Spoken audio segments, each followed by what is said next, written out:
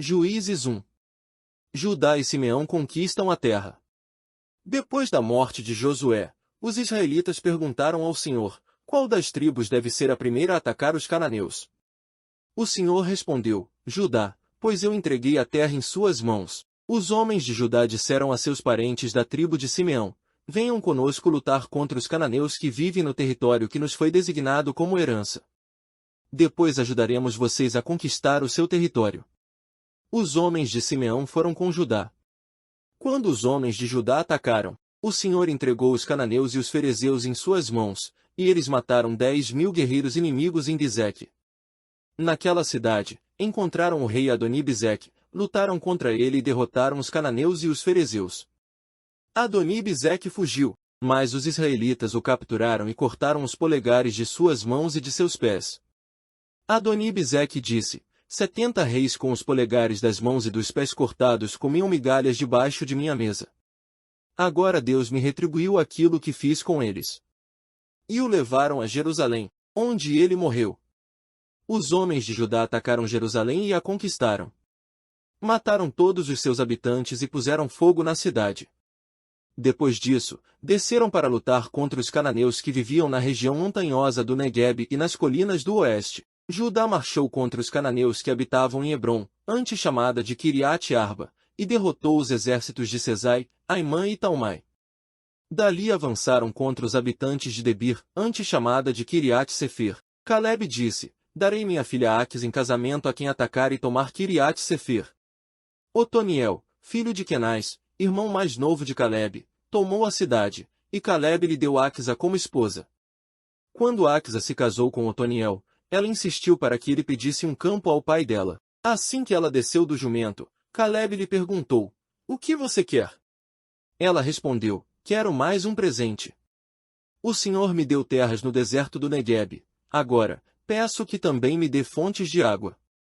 Então Calebe lhe deu as fontes superiores e as fontes inferiores. Quando a tribo de Judá deixou Jericó, a cidade das palmeiras, os quineus, descendentes do sogro de Moisés, os acompanharam até o deserto de Judá. Eles se estabeleceram no meio do povo dali, perto da cidade de Arade, no Neguebe. Então a tribo de Judá se uniu com seus parentes da tribo de Simeão para lutar contra os cananeus que habitavam em Zefate, e destruíram completamente a cidade. Por isso, agora ela se chama Ormá. A tribo de Judá também conquistou as cidades de Gaza, Ascalon e Ecrom e os territórios ao redor. Israel não conquista toda a terra.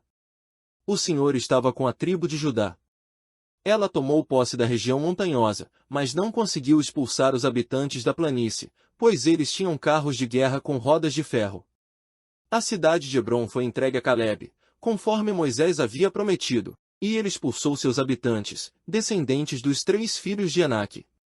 A tribo de Benjamim, porém, não conseguiu expulsar os jebuseus que moravam em Jerusalém.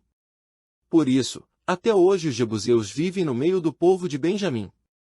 Os descendentes de José atacaram a cidade de Betel, e o Senhor estava com eles. Enviaram espiões a Betel, antes conhecida como Luz, e eles abordaram um homem que saía da cidade e lhe disseram, mostre-nos como entrar na cidade e teremos misericórdia de você. Ele mostrou a entrada, e eles mataram todos os habitantes de Betel, exceto aquele homem e sua família. Mais tarde, o homem se mudou para a terra dos Hititas, onde construiu uma cidade e a chamou de Luz, que é seu nome até hoje. A tribo de Manassés, porém, não expulsou os habitantes de Bet-San, Taanak, Dor, Ibliã e Megido, nem dos povoados ao seu redor, pois os cananeus estavam decididos a permanecer naquela região. Quando Israel se fortaleceu, submeteu os cananeus a trabalhos forçados, mas não os expulsou completamente da terra. A tribo de Efraim também não expulsou os habitantes de Gezer, de modo que os cananeus continuaram a viver no meio deles. A tribo de Zebulon não expulsou os habitantes de Quitron e de Naalol, de modo que os cananeus continuaram a viver no meio deles, mas foram submetidos a trabalhos forçados. A tribo de Asser não expulsou os habitantes de Aço, Sidom, Alabe, Aquzibe, Elba, Afeque e Reobe. Estabeleceu-se no meio dos cananeus que habitavam a terra, pois não conseguiu expulsá-los. Da mesma forma, a tribo de Naftali não expulsou os habitantes de Bet-Semes e de Bet-Anate. Estabeleceu-se no meio dos cananeus que habitavam a terra, mas submeteu os habitantes de Bet-Semes e de Bet-Anate a trabalhos forçados. Quanto à tribo de Dan, os amorreus a obrigaram a voltar para a região montanhosa e não permitiram que descesse a planície. Os amorreus estavam decididos a ficar no Monte Heres, em Aijalon e em Saalbim, mas quando os descendentes de José se fortaleceram, submeteram os amorreus a trabalhos forçados. A divisa dos amorreus se estendia da ladeira do Escorpião até Selá, continuando dali para cima. Juízes 2. O anjo do Senhor aparece em Boquim. O anjo do Senhor subiu de Gilgal a Boquim e disse aos israelitas: Tirei vocês do Egito e os trouxe a esta terra que jurei dar a seus antepassados, e afirmei que jamais quebraria minha aliança com vocês. De sua parte, vocês não deviam fazer aliança alguma com os habitantes desta terra, mas sim, destruir seus altares. Por que vocês desobedeceram a minha ordem? Agora, portanto, declaro que não expulsarei mais os povos que habitam em sua terra. Eles serão como espinhos em suas costas, e os deuses deles serão uma armadilha para vocês. Quando o anjo do Senhor acabou de falar a todos os israelitas, o povo chorou em alta voz. Por isso, chamaram aquele lugar de Boquim, e ali ofereceram sacrifícios ao Senhor. A morte de Josué. Depois que Josué se despediu do povo, cada tribo de Israel partiu para tomar posse do território que havia recebido como herança. O povo serviu ao Senhor durante toda a vida de Josué, e também dos líderes que sobreviveram depois dele e que tinham visto as grandes coisas que o Senhor havia feito por Israel. Josué, filho de Num, servo do Senhor, morreu aos 110 anos. Foi sepultado na terra que havia recebido como herança, em Timnat-Será, na região montanhosa de Efraim, ao norte do Monte Gaás. Israel desobedece ao Senhor. Depois que aquela geração morreu e se reuniu a seus antepassados, surgiu uma nova geração que não conhecia o Senhor nem tinha visto as grandes coisas que ele havia feito por Israel. Os israelitas fizeram o que era mal aos olhos do Senhor e serviram as imagens de Baal. Abandonaram o Senhor, o Deus de seus antepassados, que os havia tirado do Egito, seguiram e adoraram os deuses dos povos ao redor e, com isso, provocaram a ira do Senhor. Abandonaram o Senhor para servir a Baal e as imagens de Astarote. Com isso, a ira do Senhor ardeu contra Israel, e ele os entregou nas mãos de saqueadores que tomaram seus bens, entregou-os aos inimigos ao seu redor, aos quais já não conseguiam resistir. Toda vez que saíam para a batalha, o Senhor lutava contra eles e provocava a sua derrota, conforme lhes havia advertido com juramento.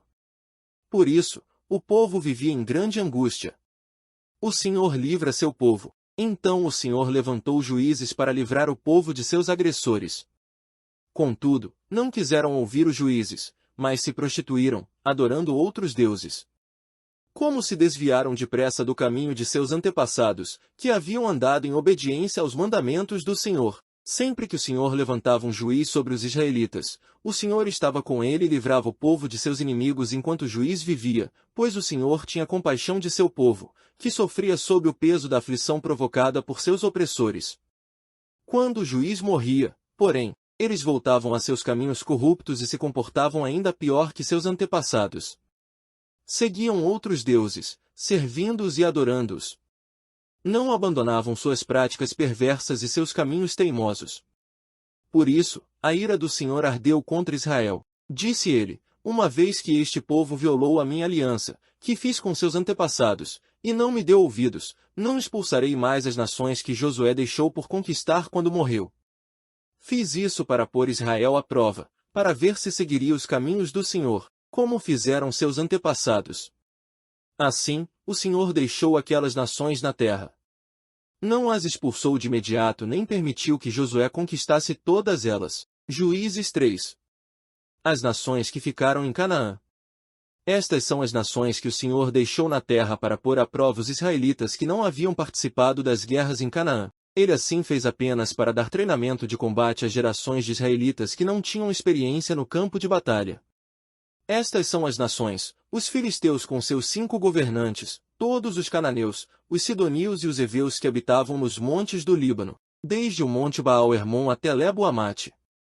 Esses povos foram deixados para pôr Israel à prova, para ver se obedeceriam aos mandamentos que o Senhor tinha dado a seus antepassados por meio de Moisés. Assim, os israelitas viveram entre os cananeus, os hititas, os amorreus, os ferezeus, os heveus e os jebuseus. Casaram-se com as filhas deles e deram suas filhas em casamento aos filhos deles. E serviram aos deuses deles. Otoniel se torna juiz de Israel. Os israelitas fizeram o que era mal aos olhos do Senhor. Esqueceram-se do Senhor, seu Deus, e serviram às imagens de Baal e aos postes de Azerá. Então a ira do Senhor se acendeu contra Israel, e ele os entregou a Cusã-Risataim, rei de Aran-Araim. E os israelitas serviram a Cusã-Risataim durante 8 anos. Mas, quando os israelitas pediram socorro ao Senhor, ele levantou um libertador para salvá-los. Chamava-se Otoniel, filho de Quenaz, irmão mais novo de Calebe. O Espírito do Senhor veio sobre Otoniel, e ele se tornou juiz de Israel. Otoniel guerreou contra Cusã-Risataim, rei de Arã, e o derrotou, pois o Senhor o entregou em suas mãos. Houve paz na terra durante 40 anos, até a morte de Otoniel, filho de Quenaz. Eude se torna juiz de Israel. Mais uma vez, os israelitas fizeram o que era mal aos olhos do Senhor. Por isso, o Senhor deu a Eglon, rei de Moabe, poder sobre Israel. Eglon se aliou com os amonitas e os amalequitas, atacou e derrotou Israel e conquistou Jericó, a cidade das palmeiras. Os israelitas serviram a Eglon, rei de Moabe, durante 18 anos. Mas, quando os israelitas pediram socorro ao Senhor, ele levantou um libertador para salvá-los. Chamava-se Eude, homem canhoto, filho de Gera, da tribo de Benjamim. Os israelitas encarregaram Eude de entregar o tributo a Eglon, rei de Moabe.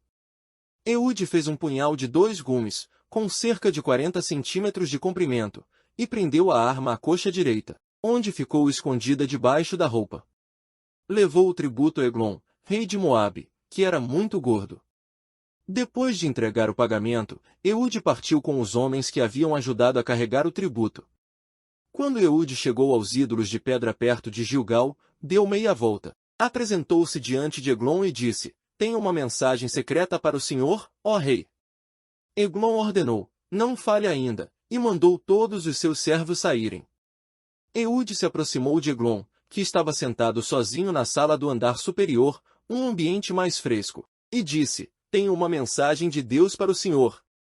O rei Eglon se levantou, e Eude, com a mão esquerda, puxou o punhal de sua coxa direita e o cravou na barriga de Eglon. O punhal foi tão fundo que seu cabo desapareceu sob a gordura do rei. Por isso, Eude não tirou o punhal, e as fezes do rei vazaram. Então Eude fechou e trancou as portas da sala e saiu pelo pórtico. Depois que Eude saiu, os servos do rei voltaram e encontraram trancadas as portas da sala no andar superior. Pensaram que ele estivesse usando o banheiro privativo, por isso esperaram. Mas, como depois de muita demora o rei não saiu, ficaram preocupados e pegaram a chave. Quando abriram as portas, encontraram seu senhor caído no chão, morto. Enquanto os servos esperavam, Eude escapou e passou pelos ídolos de pedra a caminho de Seirá. Quando chegou à região montanhosa de Efraim, tocou a trombeta, chamando o povo para guerrear. Os israelitas desceram os montes, com Eude à frente.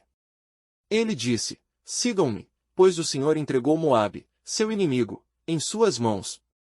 Os israelitas o seguiram e assumiram o controle dos pontos mais rasos do Jordão, onde se atravessava para Moabe, e não deixaram ninguém passar. Eles atacaram os moabitas e mataram cerca de 10.000 de seus guerreiros mais fortes e valentes. Nenhum deles escapou. Naquele dia, Israel derrotou Moabe, e houve paz na terra durante 80 anos. Sangar se torna juiz de Israel. Depois de Eude, Sangar, filho de Anate, libertou Israel. Certa vez, ele matou 600 filisteus com um ferrão de conduzir bois. Juízes 4.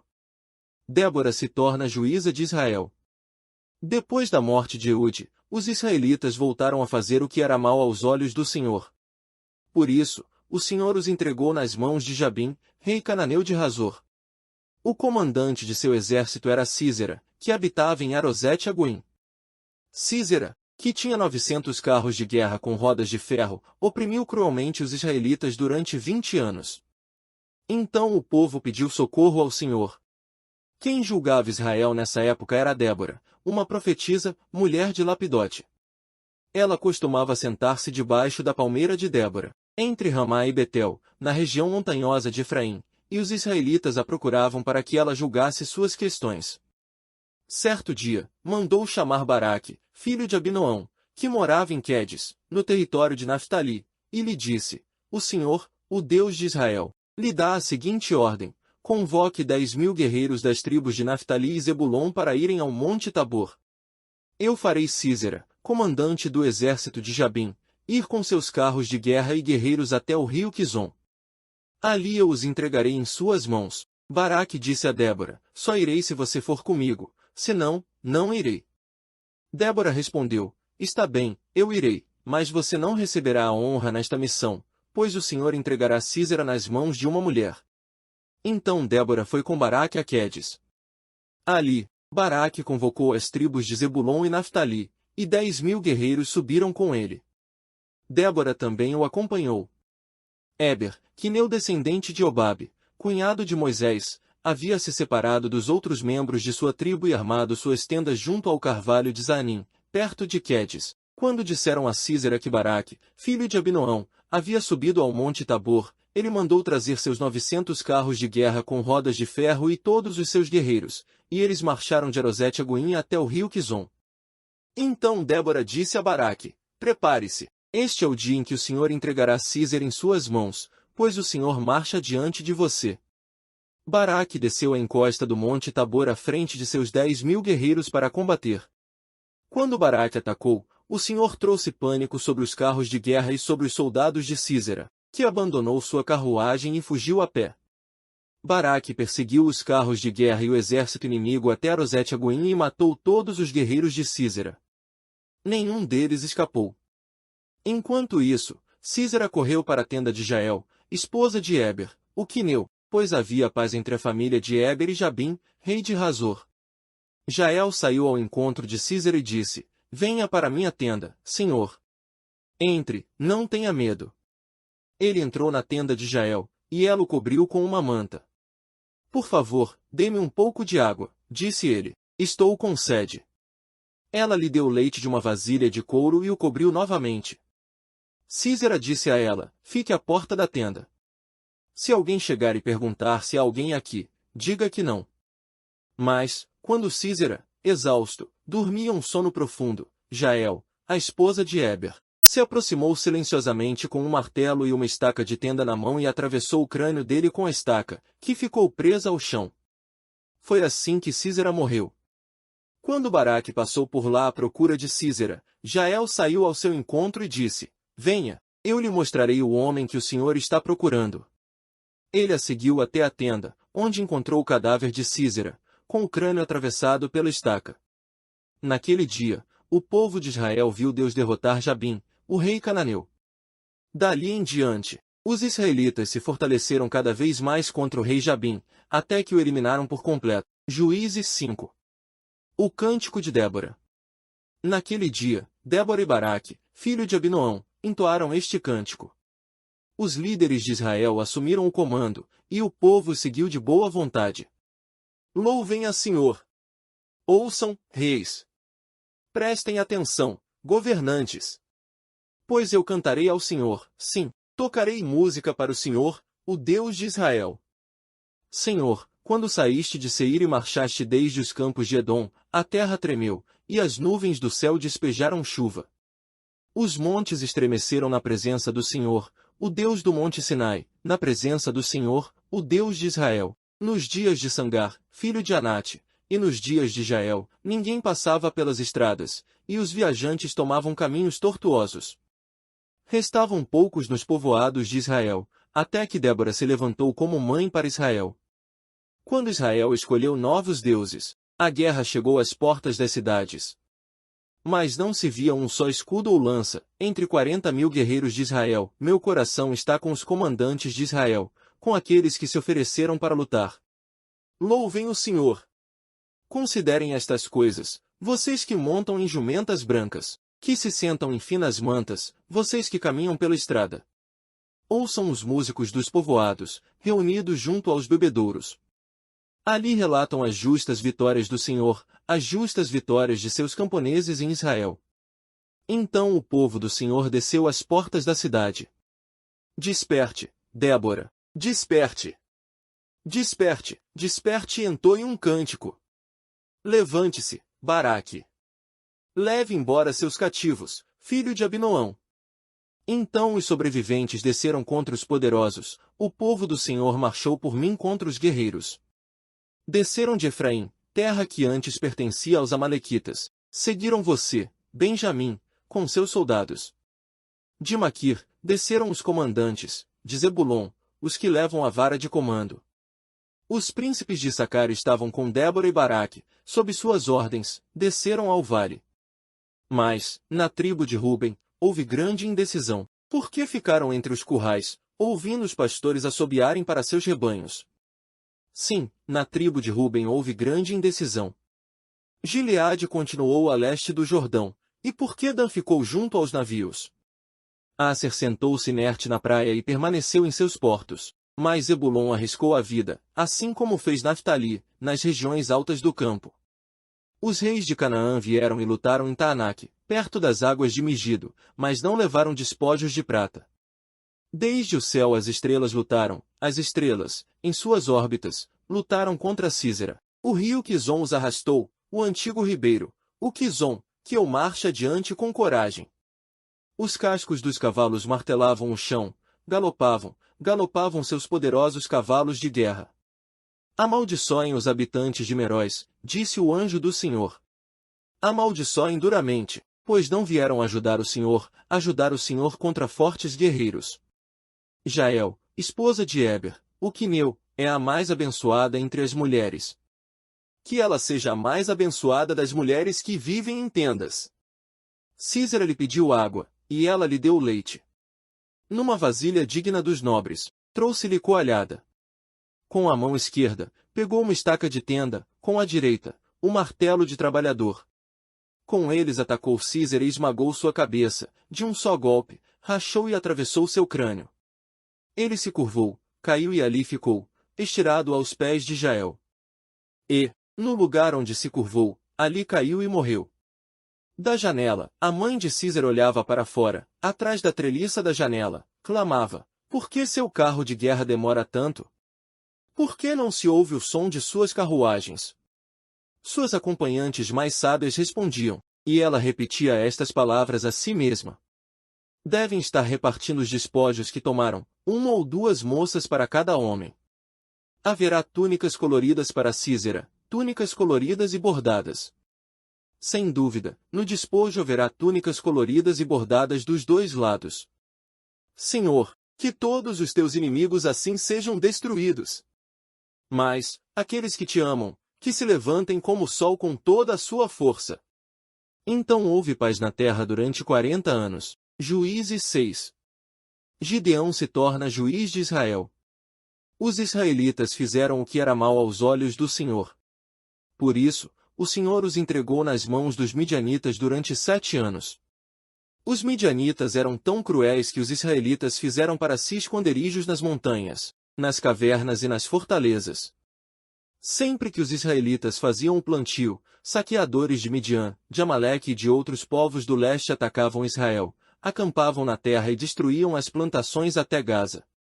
Levavam ovelhas, bois e jumentos, e não deixavam coisa alguma para Israel comer. Esses bandos inimigos, que vinham com seus rebanhos e tendas, eram como uma praga de gafanhotos. Chegavam em camelos, tão numerosos que era impossível contá-los, e só partiam quando a terra estava devastada. Os midianitas reduziram Israel à mais absoluta pobreza, e o povo pediu socorro ao Senhor. Quando os israelitas clamaram ao Senhor por causa de Midian, o Senhor lhes enviou um profeta, que disse: assim diz o Senhor, Deus de Israel, eu os tirei da escravidão no Egito. Eu os livrei dos egípcios e de todos que os oprimiam, expulsei seus inimigos e dei a vocês a terra deles. Disse a vocês: eu sou o Senhor, seu Deus. Não adorem os deuses dos amorreus, em cujas terras agora vivem. Mas vocês não me deram ouvidos. Então o anjo do Senhor veio e sentou-se debaixo do grande carvalho em Ofra que pertencia a Joás, do clã de Abiezer. Gideão, filho de Joás, estava debulhando trigo no fundo de uma prensa de uvas, a fim de não ser descoberto pelos midianitas. O anjo do Senhor apareceu a Gideão e disse: o Senhor está com você, guerreiro corajoso. Gideão respondeu, meu senhor, se o Senhor está conosco, por que nos aconteceu tudo isso? E onde estão os milagres de que nossos antepassados nos falaram? Acaso não disseram, o Senhor nos tirou do Egito? Agora, porém, o Senhor nos abandonou e nos entregou nas mãos dos midianitas. Então o Senhor se voltou para ele e disse, vá com a força que você tem e liberte Israel dos midianitas. Sou eu quem o envia. Mas, Senhor, como posso libertar Israel? Perguntou Gideão. Meu clã é o mais fraco de toda a tribo de Manassés, e eu sou o menos importante de minha família. Certamente estarei com você, disse o Senhor. E você destruirá os midianitas como se estivesse lutando contra um só homem. Gideão respondeu, se, de fato, posso contar com tua ajuda, dá-me um sinal de que é mesmo o Senhor quem fala comigo. Por favor, não vás embora até que eu te traga a minha oferta. Ele respondeu, ficarei aqui até você voltar. Gideão foi depressa para casa. Cozinhou um cabrito e, com cerca de 20 litros de farinha, preparou pães sem fermento. Depois, colocou a carne num cesto e o caldo numa panela. Os levou para fora e os ofereceu ao anjo que estava debaixo da grande árvore. O anjo de Deus lhe disse, coloque a carne e os pães sem fermento sobre esta pedra e derrame neles o caldo. Gideão obedeceu. Então o anjo do Senhor tocou na carne e nos pães com a ponta da vara que estava em sua mão, e fogo subiu da pedra e consumiu tudo que Gideão havia trazido. E o anjo do Senhor desapareceu. Quando Gideão percebeu que era o anjo do Senhor, exclamou, ó soberano Senhor, estou perdido. Viu o anjo do Senhor face a face. Fique em paz, respondeu o Senhor. Não tenha medo, você não morrerá. Então Gideão construiu um altar para o Senhor naquele local e o chamou de Javé Shalom. Até hoje o altar está em Ofra, no território do clã de Abiezer. Naquela noite, o Senhor disse a Gideão, tome o segundo touro do rebanho de seu pai, aquele de 7 anos. Derrube o altar que seu pai fez para Baal e corte o poste de Azerá que fica ao lado do altar. Depois, construa um altar para o Senhor, seu Deus, no alto desta colina, arrumando as pedras com cuidado. Sacrifique o touro sobre o altar como holocausto e use como lenha a madeira do poste de Azerá que você cortará. Gideão levou 10 de seus servos e fez o que o Senhor mandou. Porém, fez tudo de noite, com medo de sua família e do povo da cidade. Logo cedo no dia seguinte, quando os habitantes da cidade começaram a despertar, alguém descobriu que o altar de Baal havia sido derrubado e que o poste de Azerá ao lado dele tinha sido cortado. Em seu lugar, havia um novo altar, sobre o qual estavam os restos do touro sacrificado. Os habitantes perguntaram uns aos outros, quem fez isso? Depois de uma investigação cuidadosa, descobriram que tinha sido Gideão, filho de Joás. Traga seu filho para fora, os homens da cidade exigiram de Joás. Ele deve morrer, pois derrubou o altar de Baal e cortou o poste de Azerá. Joás, porém, gritou para a multidão que o confrontava, por que vocês defendem Baal? Acaso pretendem salvá-lo? Quem lutar pela causa dele será morto pela manhã. Se Baal é realmente um deus, que ele próprio se defenda e destrua quem derrubou seu altar. Dali em diante, Gideão foi chamado de Jerubaal, isto é, que Baal lute com ele, pois derrubou o altar de Baal. Gideão pede um sinal.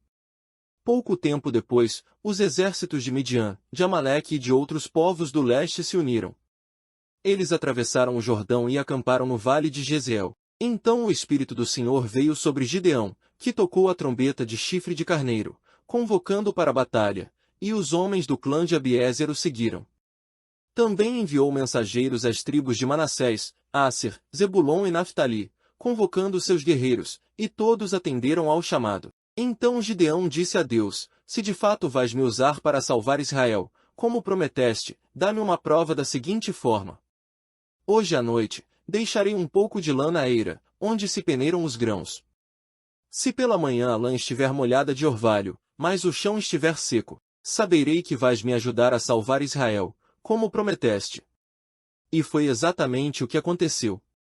Na manhã seguinte, bem cedo, Gideão se levantou, espremeu a lã e recolheu uma tigela cheia de água.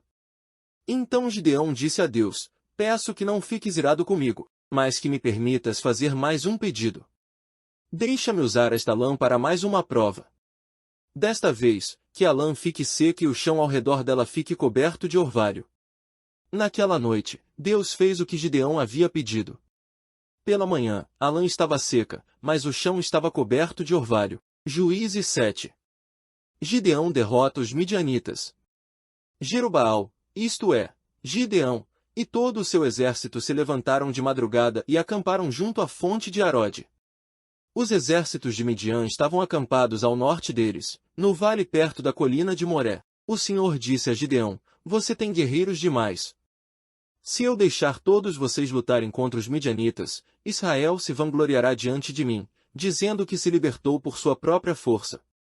Portanto, diga ao povo: quem estiver com medo e assustado pode deixar este monte e voltar para casa. 22.000 homens voltaram para casa, restando apenas 10.000. O Senhor, porém, disse a Gideão: seu exército ainda está grande demais.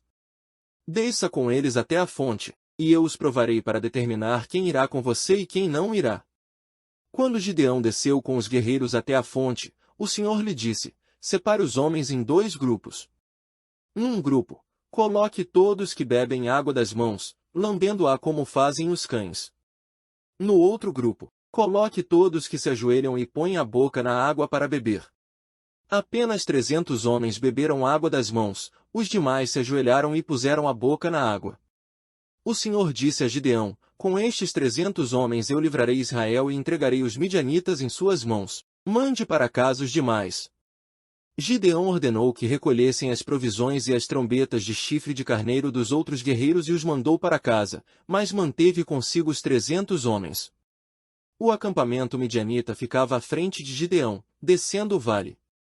Naquela noite, o Senhor lhe disse: levante-se. Desça ao acampamento dos midianitas, pois eu os entreguei em suas mãos. Mas, se você tem medo de atacá-los, desça até o acampamento com seu servo Purá. Ouça o que os midianitas estão dizendo e você se encherá de coragem e terá ânimo para atacar. Então Gideão e seu servo Purá desceram até os limites do acampamento inimigo. Os exércitos de Midian, de Amaleque e dos povos do leste cobriam o vale como uma nuvem de gafanhotos. Seus camelôs eram tão numerosos como os grãos de areia da praia, impossíveis de contar. Gideão se aproximou no exato momento em que um homem contava um sonho a seu amigo. O homem disse: tive um sonho, no qual um pão de cevada veio rolando para dentro do acampamento midianita. Então, bateu numa tenda e ela virou, desmontando-se. O amigo respondeu: o sonho só pode significar uma coisa: a espada de Gideão, filho de Joás, o israelita. Deus entregou todo o exército midianita nas mãos dele. Quando Gideão ouviu o sonho e sua interpretação, prostrou-se em adoração. Voltou para o acampamento de Israel e gritou: levantem-se! O Senhor entregou o exército midianita em suas mãos. Em seguida, dividiu os 300 homens em 3 grupos e deu a cada homem uma trombeta e um vaso de barro com uma tocha dentro. Olhem para mim, disse ele. Quando chegarmos à beira do acampamento, façam o que eu fizer. Assim que eu e todos os que estiverem comigo tocarmos nossas trombetas, toquem as suas também ao redor de todo o acampamento e gritem: pelo Senhor e por Gideão. Pouco depois da meia-noite da troca da guarda inimiga, Gideão e seus 100 homens chegaram aos limites do acampamento midianita. De repente, tocaram as trombetas e quebraram os vasos de barro. Então os 3 grupos tocaram as trombetas e quebraram os vasos. Segurando a tocha na mão esquerda e a trombeta na direita, todos gritaram: a espada, pelo Senhor e por Gideão. Cada homem manteve sua posição ao redor do acampamento e viu todos os midianitas correrem de um lado para o outro, gritando apavorados enquanto fugiam. Quando os 300 israelitas tocaram as trombetas, o Senhor fez os guerreiros que estavam no acampamento lutarem uns contra os outros com suas espadas. Os que sobreviveram fugiram para lugares distantes como Bet-Sita, perto de Zererá, e para a divisa de Abel-Meolá, perto de Tabate. Então Gideão convocou os guerreiros de Naftali, Asser e Manassés, que se juntaram aos demais para perseguir o exército midianita. Gideão também enviou mensageiros a toda a região montanhosa de Efraim, dizendo: desçam e ataquem os midianitas. Não permitam que eles cheguem aos pontos mais rasos de travessia do Jordão em Bet-Bara. Todos os homens de Efraim obedeceram. Capturaram Oreb e Zeeb, os dois comandantes midianitas, e mataram Oreb na rocha de Oreb e Zeeb na prensa de uvas de Zeeb. Depois, continuaram a perseguir os midianitas.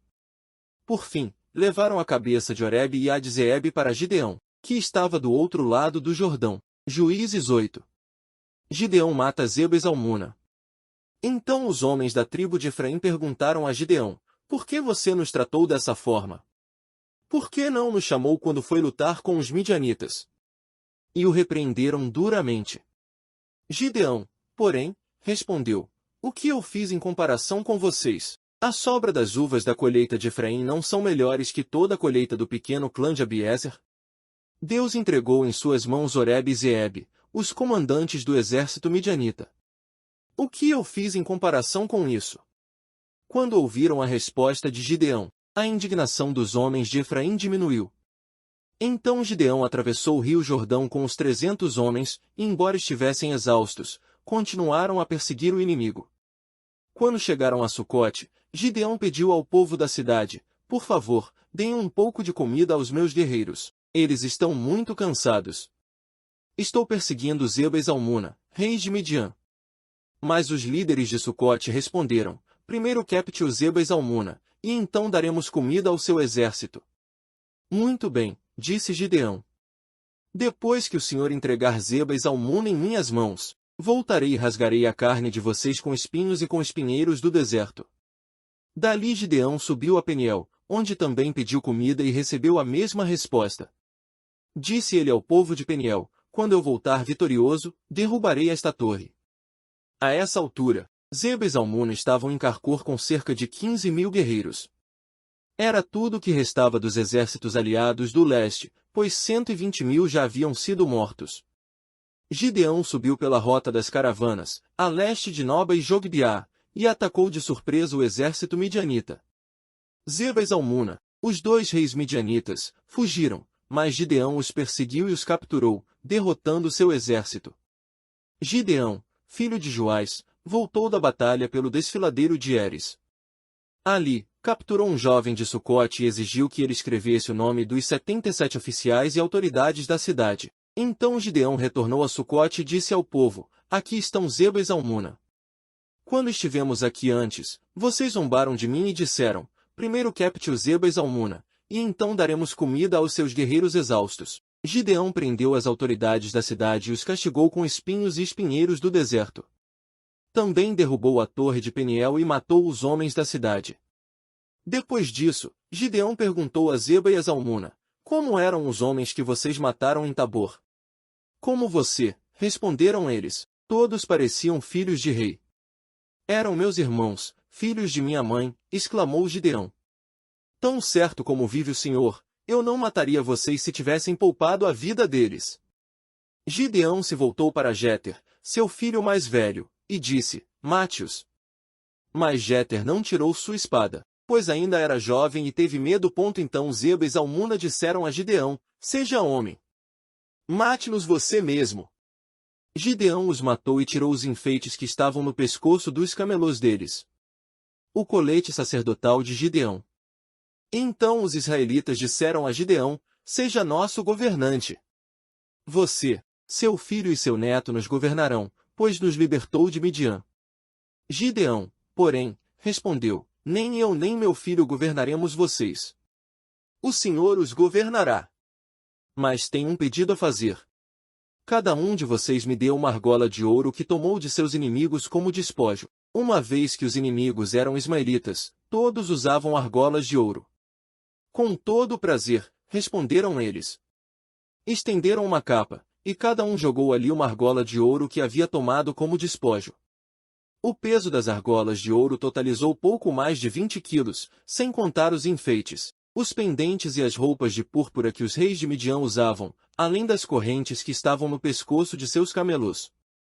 Com esse ouro, Gideão fez um colete sacerdotal e o colocou em Ofra, sua cidade.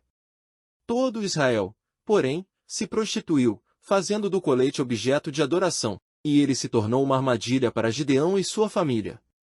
Esse é o relato de como os israelitas derrotaram Midian, que nunca se recuperou. Durante 40 anos do restante da vida de Gideão, houve paz na terra. Então Gideão, filho de Joás, voltou para casa. Gerou 70 filhos do sexo masculino, pois teve muitas esposas. Também teve uma concubina em Siquém que deu à luz um filho seu, a quem ele chamou Abimeleque. Gideão, filho de Joás, morreu quando era muito idoso e foi sepultado no túmulo de seu pai, Joás, em Ofra, no território do clã de Abiezer.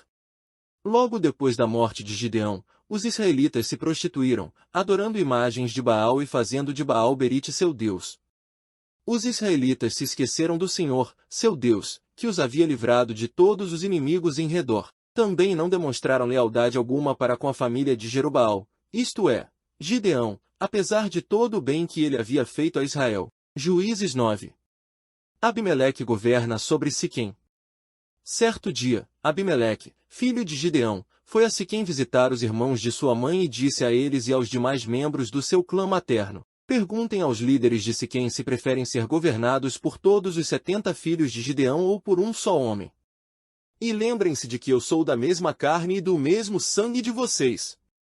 Então os tios de Abimeleque transmitiram sua mensagem a todos os líderes de Siquém, que, depois de ouvirem a proposta, decidiram em favor de Abimeleque, pois era parente deles. Deram-lhe 70 moedas de prata do templo de Baal-Berite, que ele usou para contratar indivíduos desocupados e desordeiros que concordaram em segui-lo. Ele foi à casa de seu pai em Ofra e ali, sobre uma pedra, matou todos os seus 70 meios-irmãos, os filhos de Gideão, exceto Jotão, o filho mais novo, que fugiu e se escondeu. Então os líderes de Siquém e Bet-Milo convocaram uma reunião debaixo do carvalho perto da coluna em Siquém e proclamaram Abimeleque rei, a parábola de Jotão. Quando Jotão soube disso, subiu ao topo do monte Gerizim e gritou: ouçam-me, cidadãos de Siquém. Ouçam-me se querem que Deus os ouça. Certa vez as árvores resolveram ungir um rei. Primeiro disseram à oliveira: seja nosso rei. Mas a oliveira se recusou e disse: devo deixar de produzir o óleo que agrada a Deus e às pessoas, só para ser a mais alta das árvores que o vento agita.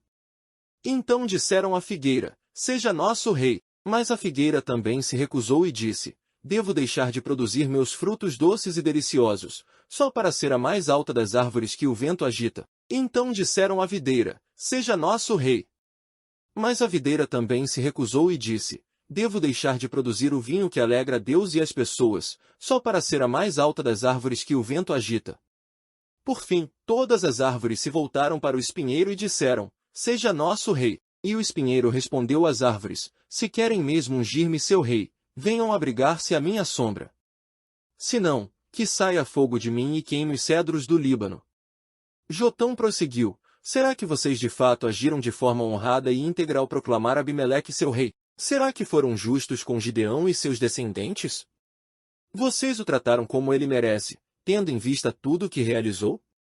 Meu pai lutou por vocês e arriscou a vida para libertá-los dos midianitas. Mas hoje vocês se rebelaram contra ele e seus descendentes e mataram seus 70 filhos sobre uma pedra. Escolheram Abimeleque, filho da escrava dele, para ser rei só porque ele é seu parente. Se hoje agiram de forma honrada e íntegra com Gideão e seus descendentes, então que sejam felizes com Abimeleque, e ele seja feliz com vocês. Mas, se não o fizeram, então que saia fogo de Abimeleque e queime os líderes de Siquém e Bet-Milo, e saia fogo dos líderes de Siquém e Bet-Milo e queime Abimeleque. Então Jotão fugiu e foi morar em Bir, pois tinha medo de seu irmão Abimeleque. Siquém se rebela contra Abimeleque. Depois que Abimeleque havia governado Israel por 3 anos, Deus enviou um espírito que gerou discórdia entre Abimeleque e os líderes de Siquém, que se rebelaram. Foi um castigo para Abimeleque por ele ter assassinado os 70 filhos de Gideão e para os líderes de Siquém por terem apoiado Abimeleque no assassinato de seus irmãos. Os líderes de Siquém prepararam uma emboscada para Abimeleque no alto dos montes e assaltavam todos os que passavam por ali. Contudo, alguém alertou Abimeleque sobre essa conspiração. Nessa época, Gaal, filho de Ebed, se mudou para Siquém com seus irmãos e ganhou a confiança dos líderes da cidade. Depois de irem ao campo, colherem as uvas e pisarem nelas, realizaram uma festa da colheita, no templo do deus local. Foi servido vinho à vontade, e todos começaram a amaldiçoar Abimeleque. Quem é Abimeleque? Disse em alta voz Gaal, filho de Ebed. Se não é um verdadeiro filho de Siquém, por que devemos servi-lo? É apenas filho de Gideão, e esse Zebul é apenas seu ajudante. Sirvam aos verdadeiros filhos de Amor, o fundador de Siquém. Por que devemos servir a Abimeleque? Se eu estivesse no comando, me livraria de Abimeleque. Diria a ele, convoque seus soldados e venha lutar, ponto. Mas, quando Zebul, que governava a cidade, tomou conhecimento das palavras de Gaal, ficou furioso. Enviou mensageiros a Abimeleque em Arumá para lhe dizer, Gaal, filho de Ebed, e seus irmãos se mudaram para Siquém e estão instigando a cidade a se rebelar contra você. Venha de noite com seu exército e esconda-se nos campos. Pela manhã, assim que o sol nascer, ataque a cidade. Quando Gaal e aqueles que o acompanham saírem para lutar contra você, faça com eles o que desejar. Então Abimeleque e todos os seus homens saíram de noite, dividiram-se em 4 grupos e armaram uma emboscada ao redor de Siquém. Gaal, filho de Ebed, estava à porta da cidade quando Abimeleque e seu exército saíram de seus esconderijos. Quando Gaal os viu, disse a Zebul, olhe, há pessoas descendo do alto das colinas. Zebul respondeu, são apenas as sombras dos montes que se parecem com homens. Mas Gaal insistiu, não, são pessoas descendo das colinas. E outro grupo vem pela estrada que passa pelo carvalho dos adivinhos. Zebul se voltou para ele e perguntou, onde foi parar toda a sua conversa? Não foi você que disse, quem é Abimeleque e por que deveríamos servi-lo? Os homens dos quais você zombou estão logo ali do lado de fora da cidade. Saia e lute contra eles. Então Gaal marchou à frente dos líderes de Siquém para a batalha contra Abimeleque. Abimeleque perseguiu Gaal, e muitos homens de Siquém foram feridos e caíram pelo caminho enquanto recuavam até o portão da cidade. Abimeleque voltou a Arumá, e Zebul expulsou Gaal e seus irmãos de Siquém. No dia seguinte, o povo de Siquém saiu para guerrear nos campos. Abimeleque soube disso, dividiu seus homens em 3 grupos e armou emboscadas nos campos. Quando Abimeleque viu o povo sair da cidade, ele e seus homens saíram de seus esconderijos e atacaram. Abimeleque e seu grupo tomaram de assalto o portão da cidade para impedir que os homens de Siquém voltassem para dentro. Enquanto isso, os outros 2 grupos atacaram e mataram aqueles que estavam nos campos. A batalha durou o dia inteiro. Por fim, Abimeleque tomou Siquém e matou seus habitantes. Depois, destruiu a cidade e espalhou sal em todo o solo. Ao tomarem conhecimento do que havia acontecido, os líderes que viviam na torre de Siquém correram e se esconderam na fortaleza do templo de Baal-Berite. Quando alguém informou Abimeleque de que esses habitantes estavam reunidos ali, ele levou seu exército ao Monte Zalmon. Pegou um machado, cortou alguns galhos de uma árvore e os pôs sobre os ombros. Rápido! Façam como eu, disse a seus homens. Assim, cada um cortou alguns galhos e fez como Abimeleque. Então amontoaram os galhos junto às paredes do templo e puseram fogo. Todos que viviam na torre de Siquém morreram, cerca de 1000 homens e mulheres. Em seguida, Abimeleque atacou a cidade de Tebes e a conquistou. No meio da cidade, porém, havia uma torre forte, e toda a população, homens e mulheres, fugiu para lá. Trancaram-se por dentro e subiram até o terraço. Abimeleque foi até a torre e a atacou, mas, quando se preparava para incendiar a entrada da torre, uma mulher que estava no terraço jogou na cabeça de Abimeleque uma pedra de moinho, que rachou seu crânio. Sem demora, ele disse a seu jovem escudeiro, tire a espada e mate-me. Assim ninguém dirá que uma mulher matou Abimeleque. O jovem o atravessou com sua espada, e ele morreu. Quando os israelitas viram que Abimeleque estava morto, debandaram e voltaram para casa. Desse modo, Deus castigou Abimeleque pelo mal que ele havia feito a seu pai, matando os 70 irmãos. Deus também castigou os homens de Siquém por toda a sua maldade. Assim cumpriu-se a maldição de Jotão, filho de Gideão. Juízes 10. Tolá se torna juiz de Israel. Depois da morte de Abimeleque, Tolá, filho de Puá, filho de Dodô, foi o próximo libertador de Israel. Era da tribo de Issacar, mas morava na cidade de Samir, na região montanhosa de Efraim. Julgou Israel por 23 anos. Quando morreu, foi sepultado em Samir. Jair se torna juiz de Israel. Depois que Tolá morreu, Jair, de Gileade, julgou Israel por 22 anos. Seus 30 filhos montavam 30 jumentos e possuíam na terra de Gileade 30 cidades que até hoje são chamadas de cidades de Jair. Quando morreu, foi sepultado em Camum. Os amonitas oprimem Israel mais uma vez. Os israelitas fizeram o que era mal aos olhos do Senhor. Serviram as imagens de Baal e Astarote e aos deuses da Síria, de Sidom, Moabe, Amon e da Filístia. Abandonaram o Senhor e deixaram de servi-lo. Então a ira do Senhor se acendeu contra Israel, e ele os entregou nas mãos dos filisteus e dos amonitas, que começaram a oprimi-los cruelmente naquele mesmo ano. Durante 18 anos, oprimiram todos os israelitas a leste do Jordão na terra dos amorreus, isto é, em Gileade. Os amonitas também atravessaram para o lado oeste do Jordão e atacaram as tribos de Judá, Benjamim e Efraim. Os israelitas ficaram muito angustiados. E, por fim, pediram socorro ao Senhor. Pecamos contra ti, disseram, pois abandonamos nosso Deus e servimos as imagens de Baal. O Senhor respondeu: acaso não os livrei dos egípcios, dos amorreus, dos amonitas, dos filisteus, dos sidonios, dos amalequitas e dos maonitas?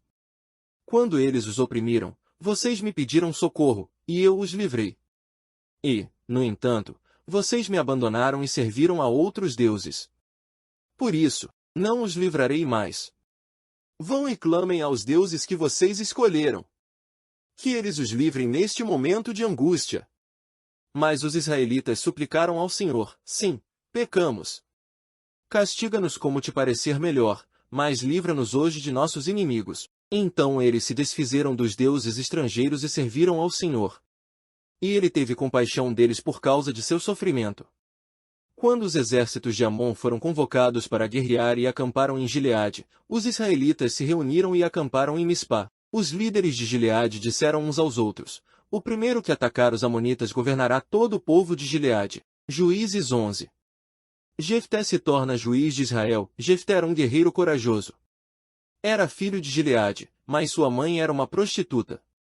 A esposa de Gileade teve muitos filhos, e quando esses meios-irmãos cresceram, expulsaram Jefté, dizendo: você não receberá parte alguma da herança de nosso pai, pois é filho de outra mulher. Então Jefté fugiu de seus irmãos e foi viver na terra de Tobi. Em pouco tempo, passou a chefiar um bando de desocupados que se uniram a ele. Por essa época, os amonitas começaram a guerrear contra Israel. Quando os amonitas atacaram, os líderes de Gileade mandaram buscar Jefté na terra de Tobi. Venha e seja nosso comandante, disseram. Ajude-nos a lutar contra os amonitas. Mas Jefté lhes disse: não são vocês os mesmos que me odiavam e que me expulsaram da casa de meu pai. Por que me chamam agora que estão em apuros? Por que precisamos de você? Responderam os líderes. Se você nos comandar na batalha contra os amonitas, nós o proclamaremos governante de todo o povo de Gileade. Jefté lhes disse: quer dizer que se eu for com vocês e o Senhor me der a vitória sobre os amonitas, governarei todo o povo. Os líderes de Gileade responderam: o Senhor é nossa testemunha de que faremos exatamente como você disse. Então Jefté foi com os líderes de Gileade, e o povo o fez governante e comandante do exército. Em Mispá, na presença do Senhor, Jefté repetiu o que tinha dito aos líderes. Jefté enviou mensageiros ao rei de Amon para perguntar: por que você saiu para guerrear contra minha terra? O rei de Amon respondeu aos mensageiros de Jefté: quando saíram do Egito, os israelitas roubaram minhas terras desde o rio Arnon até o rio Jaboque, e até o Jordão. Agora, devolva-nos pacificamente esse território. Jefté enviou a seguinte mensagem em resposta ao rei amonita: assim diz Jefté: Israel não roubou terra alguma de Moabe nem de Amon. Quando o povo de Israel veio do Egito e chegou a Cádiz, depois de atravessar o Mar Vermelho, enviou mensageiros ao rei de Edom e pediu: deixe-nos passar por sua terra. Contudo, seu pedido foi negado. Então fizeram o mesmo pedido ao rei de Moabe, mas ele também não os deixou passar. Por isso, o povo de Israel ficou em Cádiz. Depois, passaram pelo deserto, contornando Edom e Moabe. Acompanharam a divisa de Moabe a leste e acamparam do outro lado do rio Arnon. Em momento algum atravessaram o Arnon para entrar em Moabe, pois o Arnon era a divisa de Moabe. Então Israel enviou mensageiros a Seom, rei dos amorreus, que governava em Hesbom, e pediu: deixe-nos passar por sua terra, para chegarmos ao nosso destino. O rei Seom, porém, não confiava em Israel o suficiente para deixar o povo passar por seu território. Em vez disso, mobilizou seu exército em Jaza e atacou Israel. Mas o Senhor, o Deus de Israel, entregou o rei Seom nas mãos de seu povo, que derrotou os amorreus. Israel tomou posse de toda a terra dos amorreus que viviam naquela região, desde o Arnon até o Jaboque, e desde o deserto até o Jordão. Como você vê, foi o Senhor, o Deus de Israel, que tirou a terra dos amorreus e a entregou a Israel. Por que, então, haveríamos de devolvê-la? Fique com o que seu Deus Camus lhe der, e nós ficaremos com o que o Senhor, nosso Deus, nos der. Acaso você é melhor que Balaque, filho de Zippor, rei de Moabe? Ele tentou disputar esses territórios com Israel? Entrou em guerra contra os israelitas? Israel vive aqui há 300 anos. Habita em Hesbom e nos povoados ao redor, até Aroer e seus povoados, e todas as cidades às margens do rio Arnon. Por que, até agora, vocês não fizeram esforço algum para reaver esse território? Portanto, não pequei contra você. Pelo contrário, você fez mal ao me atacar. Que o Senhor, o juiz, decida hoje qual de nós está certo, Israel ou Amon. Mas o rei de Amon não deu atenção à mensagem de Jefté. O voto de Jefté. Então o Espírito do Senhor veio sobre Jefté. Ele atravessou o território de Gileade e Manassés, incluindo Mispá em Gileade, e dali avançou contra os amonitas. Jefté fez um voto ao Senhor: se entregares os amonitas em minhas mãos, darei ao Senhor o que sair primeiro de minha casa quando eu regressar vitorioso. Eu o oferecerei como holocausto. Jefté saiu com seu exército para combater os amonitas, e o Senhor os entregou em suas mãos. Ele aniquilou os amonitas e destruiu 20 cidades, desde Aroer até os arredores de Minite, chegando até Abel-Queramim. Assim, os israelitas derrotaram os amonitas. Quando Jefté voltou para casa em Mispá, sua filha saiu ao seu encontro, tocando tamborim e dançando. Era sua única filha, ele não tinha nenhum outro filho nem filha. Quando Jefté a viu, rasgou as próprias roupas e gritou: Ah, minha filha! Você acabou comigo. Trouxe desgraça sobre mim. Fiz um voto ao Senhor e não posso voltar atrás. Ela disse: Pai, se fez um voto ao Senhor, faça comigo o que prometeu, pois o Senhor lhe deu grande vitória sobre seus inimigos, os amonitas. Mas, primeiro, permita que eu ande pelos montes e chore com minhas amigas por 2 meses, pois morrerei virgem. Pode ir, disse Jefté, e deixou que ela se ausentasse por 2 meses. Ela e suas amigas foram para os montes e lamentaram, pois ela jamais teria filhos. Quando ela voltou para casa, seu pai cumpriu o voto que havia feito, e ela morreu sem ter tido relações com homem algum. Por isso, tornou-se costume em Israel as moças israelitas saírem por 4 dias todos os anos para lamentar o destino da filha de Jefté, de Gileade. Juízes 12. Efraim luta contra Jefté. Então os homens de Efraim mobilizaram um exército e atravessaram o Jordão para Zafon. Enviaram a seguinte mensagem a Jefté: Por que você não pediu nossa ajuda para lutar contra os amonitas? Vamos queimar sua casa, com você dentro. Jefté respondeu: Eu os convoquei no início do conflito, mas vocês se recusaram a vir. Não nos ajudaram na luta contra Amon. Por isso, quando vi que vocês não viriam, arrisquei a vida e saí para a batalha sem vocês, e o Senhor entregou os amonitas em minhas mãos. Por que agora vocês vêm lutar contra mim? Os homens de Efraim responderam: Vocês, de Gileade, não passam de fugitivos de Efraim e Manassés. Então Jefté reuniu todos os guerreiros de Gileade, atacou os homens de Efraim e os derrotou. 5 Os homens de Gileade tomaram os pontos mais rasos de travessia do Jordão, e sempre que um fugitivo de Efraim tentava voltar para outra margem, eles o confrontavam. Você pertence à tribo de Efraim? Perguntavam. Se o homem negasse, eles o mandavam dizer Shibolete. Se ele era de Efraim, dizia Sibolete, pois o povo de Efraim não consegue pronunciar essa palavra corretamente. Então eles o capturavam e o matavam no lugar de travessia do Jordão. Ao todo, foram mortos 42.000 homens de Efraim naquela ocasião. Jefté julgou Israel durante 6 anos. Quando morreu, foi sepultado numa das cidades de Gileade. Ibsã se torna juiz de Israel. Depois que Jefté morreu, Ibsã, de Belém, julgou Israel. Ele teve 30 filhos e 30 filhas. Deu suas filhas em casamento a homens de fora de seu clã, e trouxe 30 moças de fora de seu clã para se casarem com seus filhos. Ibsã julgou Israel durante 7 anos. Quando morreu, foi sepultado em Belém. Elon se torna juiz de Israel. Depois que Ibsã morreu, Elon, da tribo de Zebulon, julgou Israel durante 10 anos. Quando morreu, foi sepultado em Aijalon, no território de Zebulon. Abidom se torna juiz de Israel. Depois que Elon morreu, Abidom, filho de Hilel, de Piratom, julgou Israel. Ele teve 40 filhos e 30 netos que montavam 70 jumentos. Abidom julgou Israel durante 8 anos. Quando morreu, foi sepultado em Piratom, no território de Efraim, na região montanhosa dos Amalequitas. Juízes 13. O nascimento de Sansão. Mais uma vez, os israelitas fizeram o que era mal aos olhos do Senhor. Por isso, o Senhor os entregou nas mãos dos filisteus, que os oprimiram durante 40 anos. Naqueles dias, um homem chamado Manoá, da tribo de Dan, vivia na cidade de Zorá. Sua esposa era estéril, e eles não tinham filhos. O anjo do Senhor apareceu à esposa de Manoá e disse: embora você não tenha conseguido ter filhos até agora, ficará grávida e dará à luz um filho. Portanto, tenha cuidado, não beba vinho e nenhuma outra bebida fermentada, nem coma nenhum alimento que seja impuro. Você ficará grávida e dará à luz um filho, do qual jamais cortará o cabelo, porque ele será consagrado a Deus como nazireu desde o nascimento.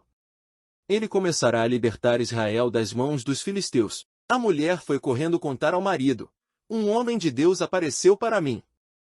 Era como um dos anjos de Deus, e sua aparência era assustadora.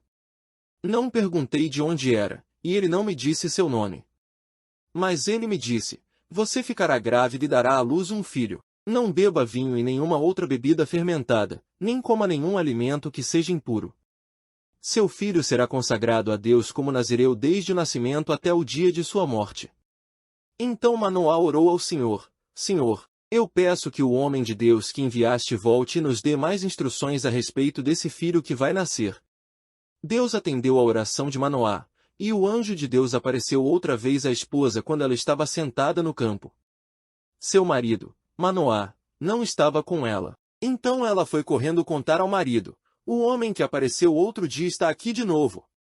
Manoá voltou depressa com sua esposa e perguntou: o senhor é o homem que falou com minha esposa outro dia? Sim, sou eu, respondeu ele. Então Manoá perguntou: quando suas palavras se cumprirem, como devemos criar o menino? Qual será o trabalho dele? O anjo do Senhor respondeu: sua esposa deverá seguir as instruções que lhe dei. Ela não deve comer uvas nem passas, não deve beber vinho e nenhuma outra bebida fermentada, nem deve comer nenhum alimento que seja impuro. Ela deverá fazer tudo o que ordenei. Manoá disse ao anjo do Senhor: por favor, fique aqui até prepararmos um cabrito para o Senhor. Está bem, só que não comerei nada, respondeu o anjo do Senhor, mas você pode preparar um holocausto como sacrifício ao Senhor. Manoá ainda não havia percebido que era o anjo do Senhor. Manoá perguntou ao anjo do Senhor: qual é seu nome? Queremos lhe prestar homenagem quando isso tudo se cumprir. Por que quer saber meu nome? Disse o anjo do Senhor. Ele é tão maravilhoso que você não conseguiria entender. Então Manoá tomou um cabrito e uma oferta de cereal e os apresentou sobre uma rocha como sacrifício ao Senhor. Enquanto Manoá e sua esposa observavam, o Senhor fez algo extraordinário. Quando as chamas do altar subiram ao céu, o anjo do Senhor subiu nas chamas. Ao verem isso, Manoá e sua esposa se curvaram com o rosto no chão. O anjo do Senhor não voltou a aparecer a Manoá e sua esposa. Então Manoá finalmente percebeu que era o anjo do Senhor, e disse à sua esposa: com certeza vamos morrer, pois vimos a Deus. Sua esposa, porém, disse: se o Senhor quisesse nos matar, não teria aceitado o holocausto e a oferta de cereal. Não teria aparecido a nós, nem nos teria revelado essas coisas maravilhosas. Quando o menino nasceu, Ela o chamou de Sansão. O Senhor o abençoou enquanto ele crescia, e o Espírito do Senhor começou a agir nele quando ele morava em Manaadã, entre Zorá e Estaol. Juízes 14. O enigma de Sansão. Certo dia, Sansão estava em Timna e viu uma moça do povo filisteu.